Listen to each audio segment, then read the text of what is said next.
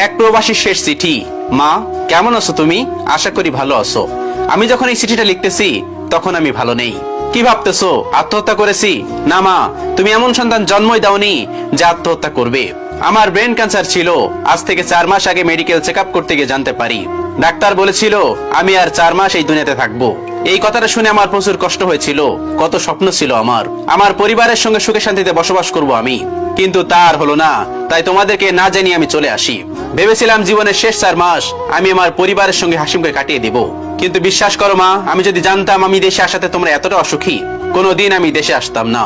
যদি জানতাম আমি আমার আপনজন, কাছের মানুষ, প্রিয় মানুষদের থেকে এত অবহেলা পাবো, আমি কখনোই দেশে আসতাম না। তুমি তো আমায় গর্ভে ধারণ করেছিলে মা, তাহলে কেন আমাকে অবহেলা করলে মা? মা নাকি তার সন্তানের মুখ দেখলে সবকিছু বুঝতে পারে? কই মা, তুমি তো বুঝলে না। একটা দিনও আমার সঙ্গে মন খুলে কথা বললে না, আমাকে জিজ্ঞেস করলে না আমি কেমন আছি। জানো মা, তোমার হাতে খাবার খাওয়া আমার অনেক ইচ্ছা ছিল, কিন্তু তোমার ওই 3 মাসে একদিনও আমার সঙ্গে বসে খাবার খাও নাই। তোমরা আমার খাবার ঘরে দিয়ে আসতে, আমাকে একবারও বললে না বাবা আয় আজকে আমাদের সঙ্গে বসে খাও। জানো মা, বাবা মাসের শেষে আমাকে কল দিত আর বলতো এই মাসের টাকাটা পাঠিয়ে দিস। সংসারে অনেক টাকার প্রয়োজন আমি জানি, কিন্তু বাবা কখনো আমাকে জিজ্ঞেস করেনি তুই কেমন আছিস।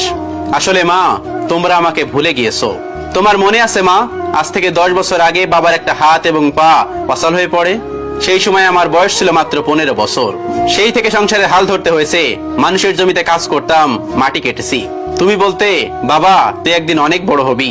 তোমার সেই ছোট্ট ছেলে আজ অনেক বড় হয়েছে, আজ তাকে মৃত্যু নিতে এসেছে। তবে মা, আজ আমি অনেক খুশি, আমাকে আর কোনো অবহেলা সহ্য করতে হবে না।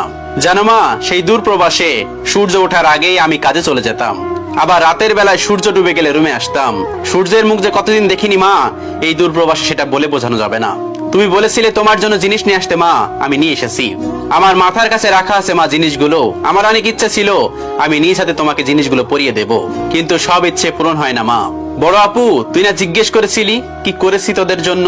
তোর তো ভুলে যাওয়ার কথা না আপু, দুলাভাই যখন নতুন ব্যবসা শুরু করবে আমার কাছ থেকে ধার হিসাবে 5 লক্ষ টাকা নিয়েছিলি। বলেছিলি কিছুদিন পর আমার সেই টাকাটা দিয়ে দিবি।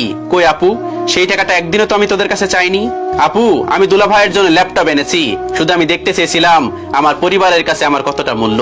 দুলাভাইয়ের ল্যাপটপ আমার আলমারিতে রাখা আছে, আমার দাফন শেষ করে নিয়ে যাস, তোর ছোট ভাইয়ের পক্ষ থেকে শেষ উপহার। ছোট ভাই, তুই যখন বললি আমি তোদের জন্য কি করেছি, তখন আমি শুধু বাবার দিকে চেয়েছিলাম। ভেবেছিলাম বাবা হয়তো কিছু বলবে, কিন্তু বলে নাই। তুই জানতে চেয়েছিলি না আমি কি করেছি তোদের জন্য? তবে শোন, তোর বয়সে আমি মাটি কেটেছি, লোকের জমিতে কাজ করেছি, তোদের মুখে ভাত তুলে দেওয়ার জন্য প্রবাসে আমি একটা ভালো কাপড় পরি নাই। যখন ভালো একটা জিনিস আমার পছন্দ হতো তখন আমি ভাবতাম এগুলোতে আমি কি করব, আমার ছোট ভাইয়ের জন্য টাকা পাঠিয়ে দেই, পরে হয়তো আমি এগুলো কিনে নেব। তুই আমার কাছে আইফোন চেয়েছিলি না ভাইয়া, তোর জন্য আইফোন এনেছি, আমার বালিশের নিচে রাখা আছে। আমার লাশটা যখন বাইরে নিয়ে যাবে তখন তুই ফোনটা নিয়ে যাস আমার প্রিয় ভাই। বাবা, প্রথমে সালাম নিবেন, আপনাকে আমার কিছু বলার নেই। আপনি তো জানেন আমাদের পরিবার আগে কেমন ছিল আর এখন কেমন হয়েছে। মনে আছে বাবা, আমি আরো 2 বছর আগে দেশে আসতে চেয়েছিলাম, আপনি বলেছিলেন আর 2 বছর পরে আসতে। এখন তো 2 বছর পূর্ণ হয়েছে, তবে কেন এমন করলেন আমার সাথে? মা জিজ্ঞেস করেছিল আপনার জন্য কি নিয়ে আসছি। আমি এনেছি বাবা আপনার পছন্দের সোনালী কালারের ঘড়ি। আর আপনি বলেছিলেন আমার ছোট বোনের বিয়ের জন্য কিছু টাকা লাগবে। আমার কাছে টাকা নেই, তবে আমার জমানো 5 লক্ষ টাকা ছিল, সেই 5 লক্ষ টাকা তুলে আমি আলমারিতে রেখে দিয়েছি। আশা করি এই টাকাটা দিয়ে আমার ছোট বোনের বিয়ে দিতে পারবেন। ও আর একটা কথা, আমাদের তো অনেক লেনা দেনা, আমাকে মাফ করবেন, আমি ওইগুলো পরিশোধ করতে পারি নাই। আমার কাপড়ের টাকাটা দয়া করে ধার করে এনে দিয়েন না। বাবা, আপনার কাছে আমার অনুরোধ, দয়া করে আমার কাপড়ের টাকাটা আমার রোজগার করা টাকা থেকে দিয়েন। এটা একটা প্রবাসীর চিঠি। হায়রে প্রবাসী, তোরে কেউ বুঝলো না।